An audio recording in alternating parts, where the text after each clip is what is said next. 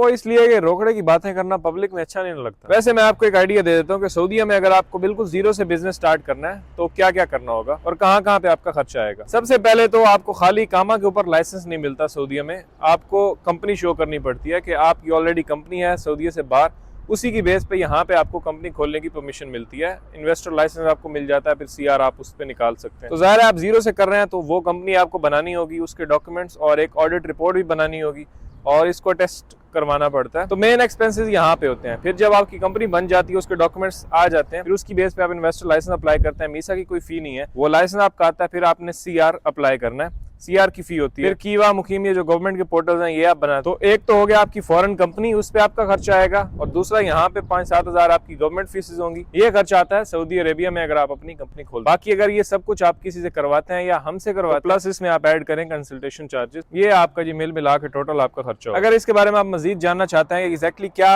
आपको कॉस्ट आएगी तो आप हमें मैसेज करें, प्रोफाइल में सारी डिटेल्स मौजूद हैं, हम आपके साथ डिटेल्स शेयर करेंगे।